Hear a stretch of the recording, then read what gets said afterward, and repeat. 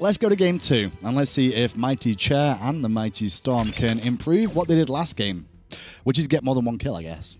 Hey, they won one lane, right? They did. They won one Vetium lane. one lane. LG, though, will be first pick this time round, which means Mighty Storm elected to be second pick. Good question, because we've not really spoken about that too much so far. The split is second pick or first pick better? I think I like second pick a little bit more right now. To me, usually the only time you want first pick is when there's some god or a handful of gods that you can just say, okay, we got this pick. We have a much better chance of winning now. There's never been a god in the history of competitive Smite, no matter what Twitch chat says, that if you lock it in, you instantly win the game. That just has never been the case. There are gods that give you a much higher chance. And right now, the gods that you can pick, even things like Terra, which are usually the first picks these days, is that a good first pick? Absolutely. Very few weaknesses, a lot of strengths, can fit with multiple team compositions. But it's not just game over right away. And usually getting 2 strong picks back-to-back where you can kind of form your draft identity very quickly is a little bit more valued in situations like this. I think generally because Terra, Chulainn, and even, not necessarily Hou-Yi here, but Chulainn and Erlang Shen are really priority picks right now, especially with those current bans on your screen outside of Osiris. It means that if you do ban something like Osiris, you have at least 2 of those 3. Because I'm pretty sure it's Terra, Chulainn, Erlang Shen, and the other 3 that we see all the time. Exactly. Those are the top 3. Camazot's there as well. Scotty, of course. And there are always gods that are better than others. I mean, that's never not going to be the case.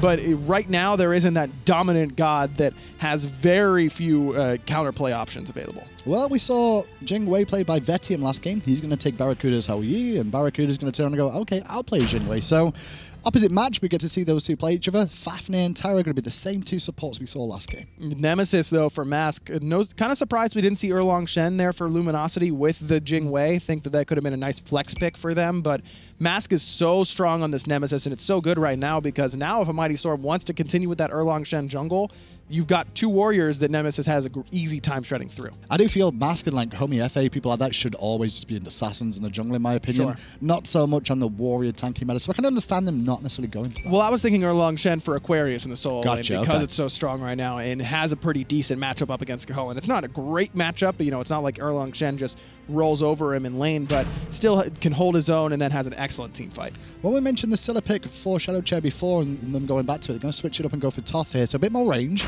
potentially a little bit more safety. But the same problem. The same problem in terms of weak early game. So Janus for Baskin, I'm excited to see how he does because whenever Baskin was transitioning to mid, there were a lot of jokes about Baskin's Janus, so he clearly has been working on it.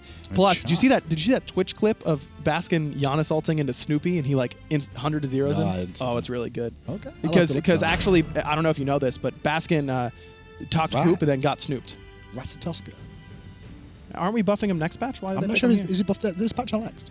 It's the next patch. Next patch. Okay, interesting. Well, maybe Mighty Storm could show us early game how it is. This is Sam saying, okay, I didn't get the early game on Erlang Shen. Sure. Now it's time for me to try and get early game on the Ratatoskr, and it's the same sort of idea for a Mighty Storm. They like picking these late game mid mages with early game junglers to try and help carry them through it. Now this time, Sam can kind of sit in that solo lane with fineokay and get the pressure. It's not like when fineokay was playing that Sobek, where no matter what jungler you have with you, you're not going to be getting pressure in that lane. Now if a Mighty Storm want to pair up their jungler and solo laner, it'll actually get them something. It'll actually get them pressure on that right-hand side, potentially, because Nemesis is not nearly as weak as she used to be in the early stages with a little bit more power on that slice and dice. And Aquarius is playing Chaac, who's kind of like the early game king, because that's like all he does. Well, you can see at the start of the game, just talking a little bit about Mighty Storm here as well. Vetium, probably the most experienced player on this team in terms of actually reaching the finals once upon a time. You've got Sam for Soccer, who was once upon a time on Eager for a short spell. fineokay had a bit of experience for some teams in the solo lane. And then ShadowChair, absolutely new rookie. And Vivian, who's been around this split.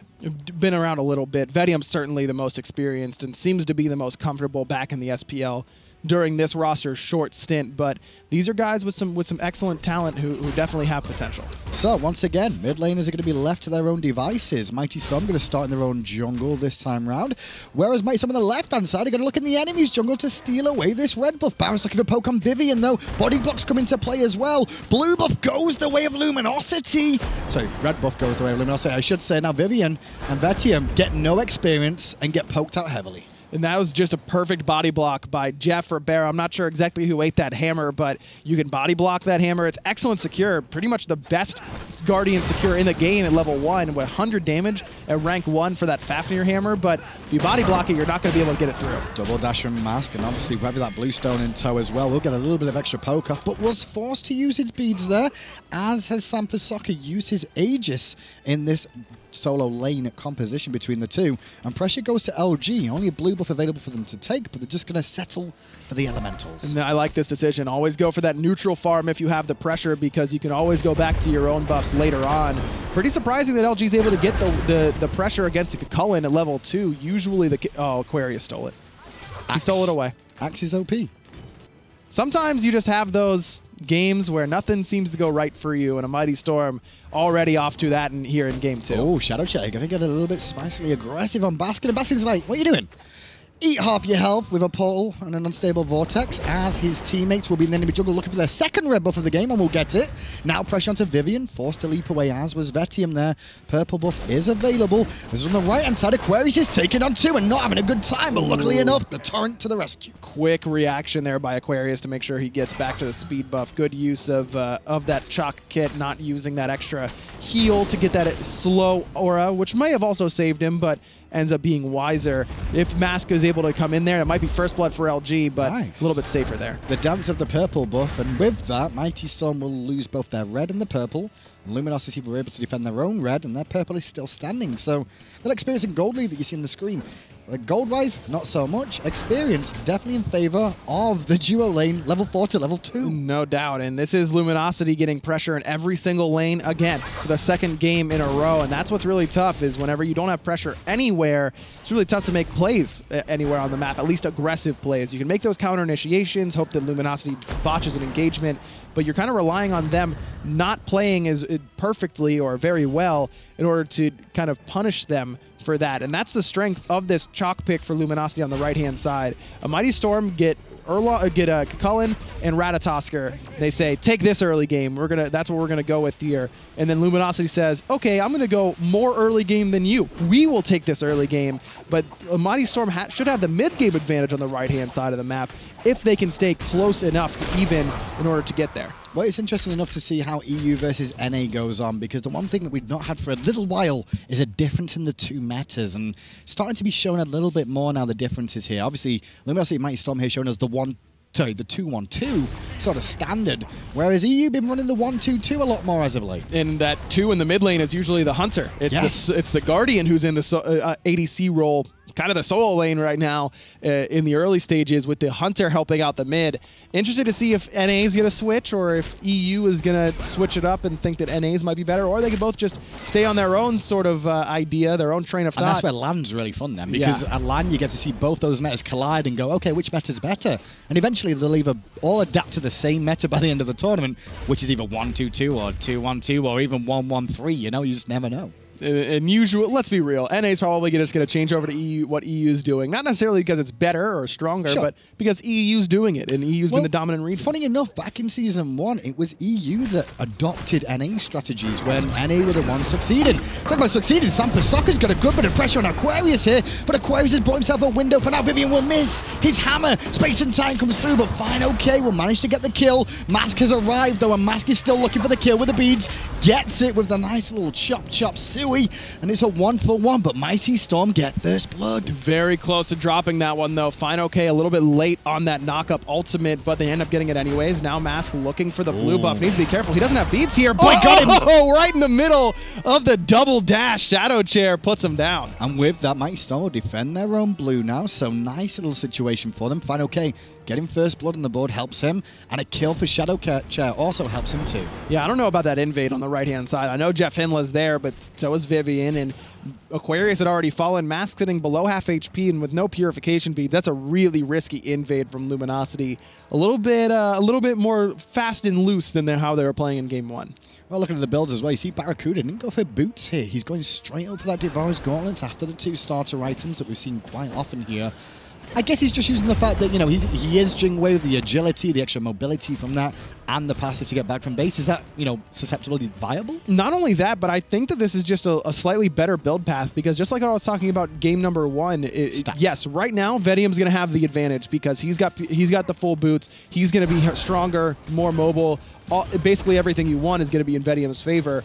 But as soon as BaRRa even gets boots 2 online, he's matching some of that mobility, not quite as much. Fineokay, he's in a bit of trouble on the right-hand side. Hold that 4. I was just making sure he's okay because I saw Mask ult him down to half, but we'll get back to the tower in safety. Go back to what you were talking about anyway, to do with the builds. So by the time that BaRRaCCuDDa finishes off his boots, it's trouble on the left-hand side. Nice double knock up there by Sam. Airstrike comes out quick enough for BaRRaCCuDDa, but Sam's still looking for Jeff. Yeah, Jeff's in a lot of trouble with the sun's coming down. Space and time through from Baskin. He was looking for the escape route. Jeff won't find it. ShadowChair, though, in a very awkward predicament. Luckily enough, though, that was a good ricochet by the looks of it that came out from Vetium to help out his mid laner. More pressure, and LG are in trouble. 5-1. Where was this game? Where was this team game 1? Where was Ratatoskr game 1? Sam's making it happen right now on this rat, the eager rat, I might add, on the skin. 2-0 and 3 has been a part of every single kill for a Mighty Storm, and he sets that up with a beautiful 2-man knockup, chases down Jeff, sets up that kill, and then ShadowChair looks like he made a mistake by dashing in, trying to predict where Baskin was going to be with that invade and punish stun. Mats comes around the backside, but Mats just didn't respect how much damage a Mighty Storm had without his purification beads up. 1 stun from Vivian equaled an instant death for him as well. Well, now those kills have evened up the gold a little bit. Experience-wise, if you take a look at the graphs, you'll see it's actually still in LG's favor, even though that last engagement went well, because there was nothing really available for them to take off the back of the win of the fight. The problem for Luminosity, though, is that they used a couple relics in order to get away in that situation. Baskin in particular now needs to be pretty careful with that Ratatoskr ultimate. I mean, even with through space and time, you have to react to it pretty quickly if you want to get out of danger without any purification beads. How we find that Aquarius doing in the solo lane? Like, we've not really seen too much in the game so far. We've not needed to, but how's he been performing for LG? Has he been to the standard that we've seen out of LG with their recruitment of solo laners that have gone through the year? I think Aquarius was the perfect pickup for Luminosity. Might not have been the most talented, as actually SmiteVOD's going up again, looking for the left-hand side, but BaRRaCCuDDa is not the one you want to knock up because he's got that agility. Instead, just heads mid for some farm. Going back to Aquarius, he seems the perfect pickup for me for Luminosity, because Luminosity doesn't need that star solo laner. They don't need Cyclone Spin or Benji. They don't need the guy who's going to carry the team fight. They need the guy who's going to make room for Baskin and Jeff. Baskin and BaRRa, I should say. Sure. Though Jeff can be the carry too, I suppose. You need just someone who's going to zone out the enemy backline, play well in lane, and do your job in the team fight to allow your star carries to make the plays. And that's exactly what Aquarius has done thus far. Chaac, I've been pretty vocal in my opposition against Chaac in competitive play a lot of the time, because he's kind of a one-trick pony, and even that trick isn't that impressive. But this is exactly what Luminosity wants out of their solo laner. Pressure on the right-hand side to open up the door for Mask, and then good team fight presence. Terra in a bit of trouble here, but here comes Baskin to the rescue with the portals, and pressure onto ShadowChair once more. ShadowChair going to get knocked to half health immediately, and Baskin with a quick unstable vortex will take his life. And it seems to be the biggest story here, is trying to protect ShadowChair, and he's not getting enough protection to get him away from the danger. And look at what Aquarius did on right. He 2v1'd and put Sam to half health and got the speed buff. He might even kill Sam here. Sam will be able to dash away for now, and Aquarius can't do much more than that. Goes back to farming, though. Does force FaFnir back, especially with keeping an eye on the minimap. You can see Nemesis and Janus were lurking in the area if he tried to come in the jungle to farm back up. And he got the speed buff for his own efforts. There goes the Oracles, both the way of a Mighty Storm. Jeff's wall's actually helping Vetium out there more than anything else. Yeah, Vetium knew what was going on, though. Ricochet off the wall to help out BaRRa.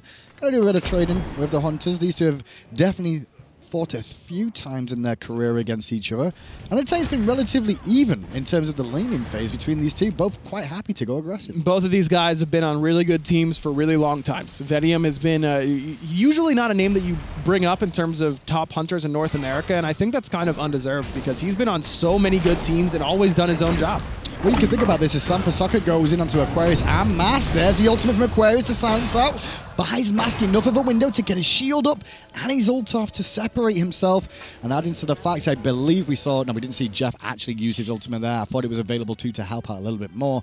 But that worked out well for a defense against FaFnir in these engagements. So Sam gets 2 ults for his one. fineokay does use his own, but having that second ult right there like he does, it's not as big of a deal, I suppose. So Sam's doing a really nice job. Not super far ahead in farm, the same level as Mask right now, but look at where he is in the player damage. Second in the game, first on his team. He's really first. I mean, Chaac damage, that doesn't really count. Yeah, he does. No, it doesn't. Why does Chaac damage not count? That does so much.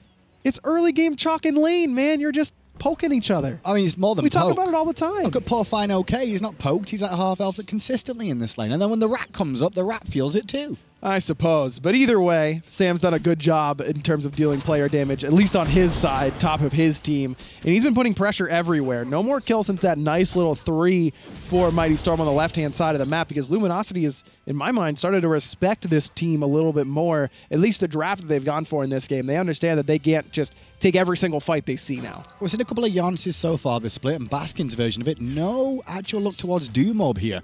Actually went for the safer option, Spear of Desolation. How do you feel about this? I don't know how I like it. I don't really like Spear of Desolation second, as JeffHindla in some trouble. Has to use the Terra's Blessing. ShadowChair's ultimate off the mark as Luminosity get the red buff and scram because they got it already. And just using that mobility to their advantage. A lot of Luminosity comps here being focused around mobility, it feels, obviously with the Janus as well. But Mask looking for a cheeky gank on this left-hand side as BaRRa was overextended on purpose. The bait was there as the airstrike comes through. It's Vivian that will fall.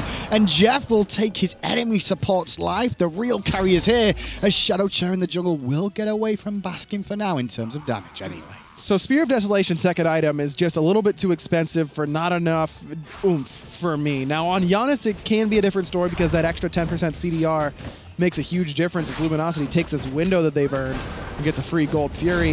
Now Baskin can work towards something like an Obsidian Shard if he wants some more pen. If he really wants to, could go for just all damage with something like Book of Thoth, but don't know how, if that's necessarily the route that I would prefer to see him go. This does open up his build in terms of third item choice, but still want to get that Ratatoskr fairly early on and still want to work towards some more CDR if possible. Well, talking about Book of Thoth, you can see Thoth, ShadowChair has picked up his own book for the time being too, so he's going to get a bit more extra damage online. A little bit delayed behind the boots, but I guess he really needs that mobility with the focus he's receiving so far. Well, it's because of the start that a Mighty Storm's doing that prevents him from starting that Soul Trap, the Book of Thoth too. He needs the Bumba's Mask if he wants to stick around and sustain the way that Baskin has if he's all by himself. In comes Aquarius with an axe trying to stop a Mighty Storm from doing this. Portal Demon walls as well. Silence 2, space and time through. ShadowChair did nothing with the ultimate. In goes to the back line. Mask is going in with Baskin too, looking to clean up fineokay. Not only is this fight going the way of Luminosity, but they stole the Portal Demon,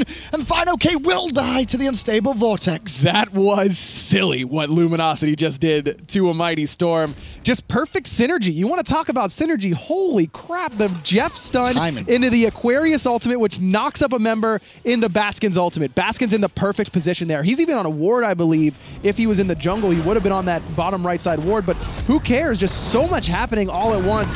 In a Mighty Storm, you can get away with stuff like that against worse teams, not against LG. ShadowChair went in looking for some damage. It is ShadowChair in trouble. Has to Aegis Ruin in place. Airstrike not going to do damage. SmiteVOD is still alive in the backline, but not for long as Mask comes through.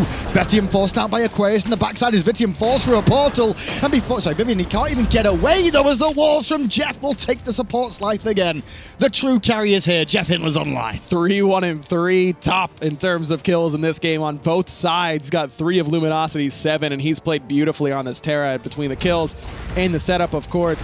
That call from a Mighty Storm just makes so little sense to me. You cannot afford to try and pull that Portal Demon in front of JeffHindla and Aquarius. Aquarius level 15. fineokay's level 12. Like, you can't just pull that in front of a Chaac where this is Chaac's best time in the entire game. In my eyes, it's not necessarily just that. It's the fact that Janus is on the map, and he could always turn up there. They give him vision for that Janus to turn up and go, okay, I'll just line it up, and we saw exactly what happened when it was lined up. They took a lot of free damage, and the follow-up was perfect from Mask and the rest of the team. Just an unwise decision. Even if a Mighty Storm get that, it's a coin flip at best in that stage. You don't have a lot of secure. You're looking at ShadowChair's ultimate to secure that, but if you use that final judgment at this stage, which isn't even doing that much damage with only 20-some stacks on the Book of Thoth and no third item even work towards at that stage, then you're not going to be able to take the fight afterwards. The Luminosity is almost certainly going to fight you with the Janus, as you mentioned. Well, left-hand side, space and time fight off. They're looking for a pick round the corner for Vetium here, and Vetium doesn't even know it's coming. Aegis already used. Will absorb the unstable vortex, forces out the beast too. ShadowChair to the rescue, but the portal's good enough as Baskin picks up Vetium. Love the understanding of exactly how much damage Baskin's going to do. He calls out, he's dead, let him go, so everyone from Luminosity can go back towards this tier 1 and not worry about Sam for Soccer's trying to peel for Vetium to use both relics in that situation. And again, this is what I'm talking about with these builds. BaRRa's got 70 stacks and boots. Ignore the third item because that's because Luminosity's ahead. It's the fact that Vetium only has 40-some stacks on that Devourer's Gauntlets, even at this stage, 15 minutes in. How quickly this game changed, though, from Luminosity being behind in terms of kills and losing those little engagements to one Portal Demon call that switches the game on its head once more. And look at the gold lead. It's getting out of control now once again, just like game 1. It didn't feel the same as game 1, looking at the first 2 minutes whatsoever. But since then, it's starting to go that direction once more. And this is what good teams do to other squads. They put pressure on you, and they force you to make a decision that they know they can capitalize on. Yes, Luminosity was pretty close with a Mighty Storm through the first 15 to 14 minutes of this game, but Luminosity always seemed to have the pressure. Even the kills that a Mighty Storm was getting were in response to Luminosity either being too pushed up on the right-hand side, being too aggressive on the left-hand side. It was always LG who was forcing it. As soon as a Mighty Storm say, hey, we want to turn to try and push you where we want you to be, Luminosity says, well, we wanted to be here anyways. Thank you for the Portal Demon, and we'll take your lives as well. Well, less than 24 seconds until this Gold Fury spawns, and you can see Luminosity setting up for it once more.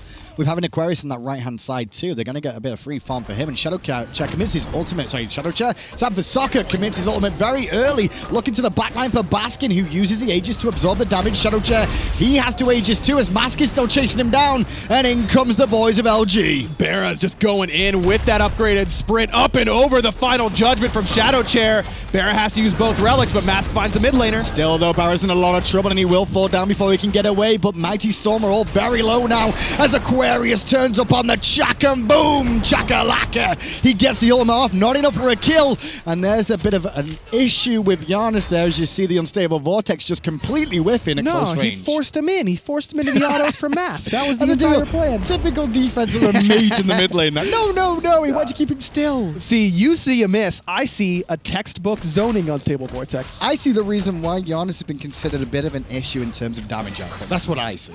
I see a great ultimate from Baskin that puts that Luminosity in position in order to get into that fight. Yeah, Sam for Soccer tries to force him out, but all that does is pull Sam away from the team fight, and Baskin says, all right, dude, have fun by Gold Fury. I'm going to be with the rest of my squad up by your red buff, and the rest of the team can come with me too.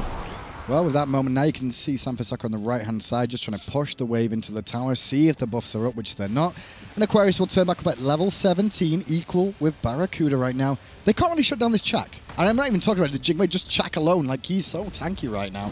He's going to be such a problem to deal with. And stacking this physical defense is exactly what Aquarius wants to do, because ShadowChair is not going to be hurting him significantly, at least until he can finish his next item after Hide of the Urchin, because that's how far ahead he is as Aquarius and how far behind ShadowChair is on this Thoth. Really intelligent build coming out of Aquarius. And I also love that Jeff has upgraded his relics again right away. This is the first time we're really seeing teams prioritize relic upgrades, but BaRRaCCuDDa getting that upgraded sprint, having the Fatalis effect. In the air, Sam knows this is going on. Ratatoskr to the rescue.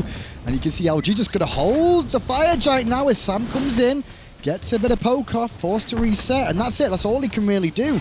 The rest of his team, though, did manage to get a tier 1 and will get a tier 2 on the left.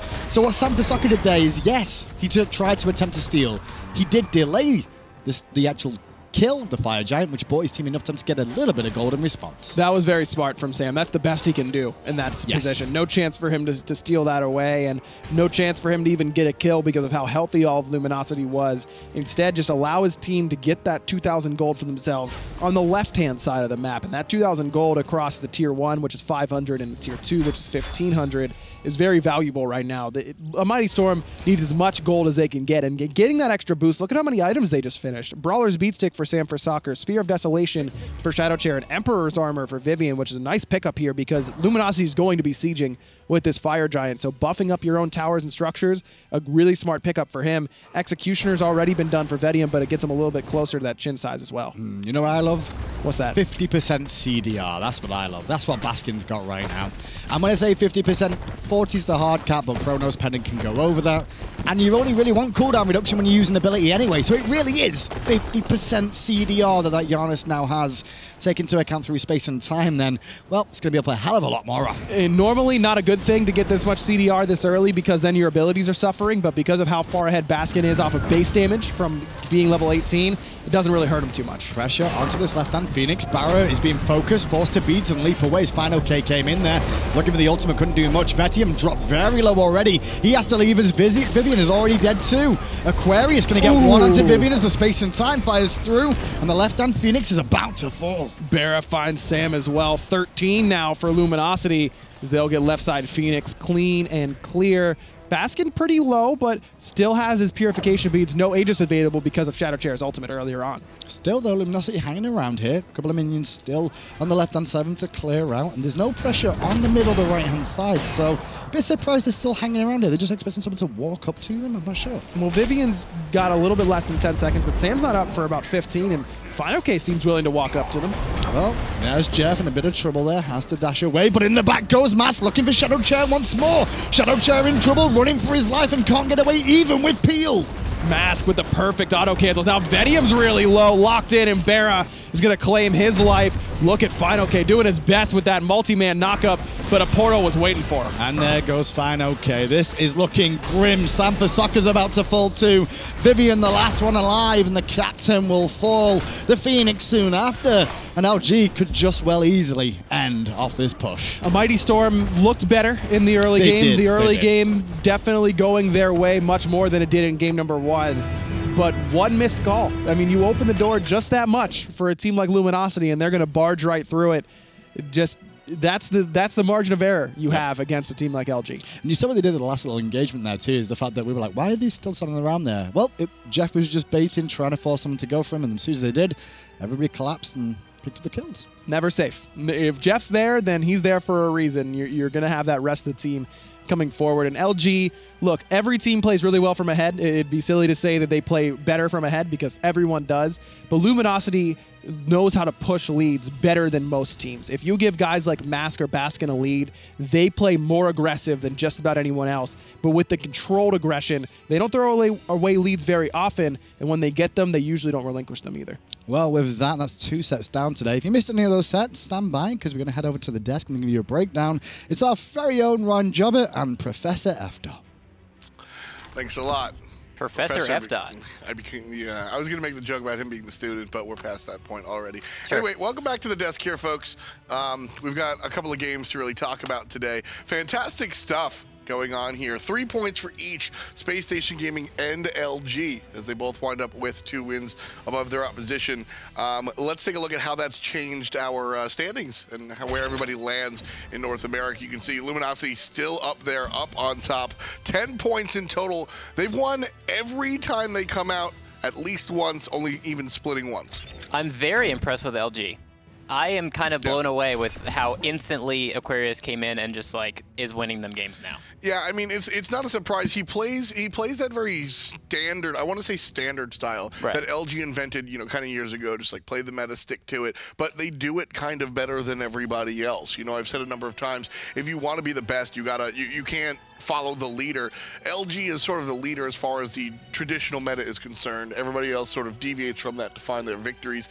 I've said it a number of times. I want your take on it. This is the best team Jeff and BaRRaCCuDDa have had since they won a world championship in Season 1. I think I agree 100%. Granted, they did make the semifinals of last 2 worlds, but then they reached like 3rd, 4th, and that's still very impressive, obviously. And then, you know, they're in the sets against Energy, Epsilon. They go to 5. Like, those are amazing, and those are world champion teams. But right now, it looks like they're unbeatable, especially if they get a lead like this. It actually is scary. Yeah, I mean, all of the, and that's my point, is that yeah, that's dirty. BaRRaCCuDDa performing at the best, as he has looked all of his career. Stumbling real quick. But another point here, JeffHindla, out of control. Always been one of the go-to supports to just say, where's the bar of entry? How good do you have to be? But recently seeming to take a step even further than how good he usually is. JeffHindla is like 100% doing that support thing where it's like, oh, I guess he's not, you know, perfect mechanically. He's blah, blah, blah, but he's doing everything almost perfectly. He's making these calls. You know how Jeff does comms. Like, you can hear him. He's calling cooldowns. He's constantly making calls to do objectives. But, like, you can tell now that everybody's listening. Everybody's on the same page, and it's really fun to watch. Yeah, I mean, Jeff, known for his comms, as you were talking about, he's very communicative, basically up to the point where if he was any more, it would be an issue.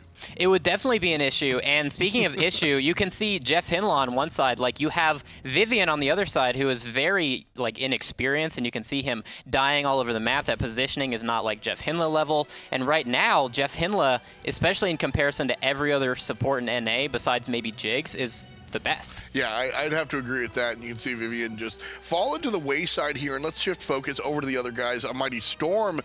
If they have a different support, do they win this game at all? I don't know. I want to say yes. Really? But I don't. Well, not win, but look better.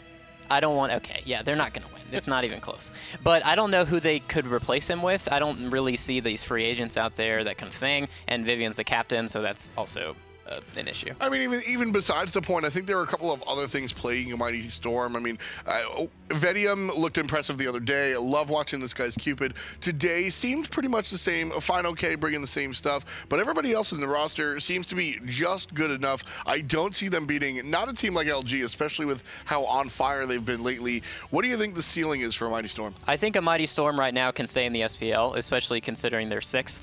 Right now, ALG 7th, which is kind of disappointing. You thought a Mighty Storm, based on their bad start, would be kind of way at the bottom. They wouldn't be able to climb their way back out, especially with a new roster. But right now, it looks like they're going to be 6. When you mentioned ALG on the bottom of things, you know, number 7, as you said, Weekend of the Boys not really making it happen here against Space Station Gaming earlier today. SSG takes the 2-0. Basically, you know, the team does everything, but Andenster kind of wins these games. Let's focus on ALG. What's the issue? ALG, I don't know. I still don't know. Like, the game 2, granted, it was a great game. It was very back and forth. They had all 3 Phoenixes down, and they still made the game go to 55, 54 minutes. And they definitely could have won. Like, it's rare that you see a team lose all their Phoenixes and have the ability to come back and win. ALG almost did it, but that positioning in that final fight, Matt Yankee, Oceans, they just die, and then they lose. Yeah, I mean, that was the story of both Game 1 and Game 2. Andy hits an ultimate. Team kills the Titan. Game number 1, it was the Ra ultimate on the left side of the map by the blue buff. Game number 2 was the Raijin over by the fire giant. They just go ahead and continue to win. This is the play right here. Look at Andenster here. His positioning is so good, but I feel like based on the communication, you can tell that Andenster's seeing through the entire fight from the back. Yeah, and look at this. Just he's waiting for it, finds the Raiju toss, and just gets the kill right there, and then he tosses an ultimate and wins the game. Trust me, I guess. But yeah, trust me, dude. But it was fantastic. This was Andy. You know, Andy tweeted a while ago. You know, he's back on his nonsense. Yeah, and he did say that exactly, verbatim. There was nothing different about what he tweeted from what you just said. And you know, Polar Bear Mike goes ahead and retweets it. Yeah. And we've seen this a number of times. Andy kind of like steps up when he needs to and reminds people, I'm the man. Jungle, mid, no matter what, I'm going to zap you. And he's doing it. Is this how Space Station Gaming comes back to the top? Well, right now, Space Station in that game 1 got their perfect team comp. Like, literally everybody in that game got the best god that they were with. Like, Scary D got the Hercules, Homie FA on the Kamazats, Andenster on the Raw. Like, when it comes to Raw, you only think of a few players, like Andenster, Wolfie has a really good Raw, like Bagel 500, that kind of thing. When it comes to that, like, he hard carries, and you could tell... and you can tell, based on how he was acting and hitting those abilities, even off of really fast reaction CC, that it was just easy peasy. Glad you could shut your friend off on a professional broadcast. Let's look at this.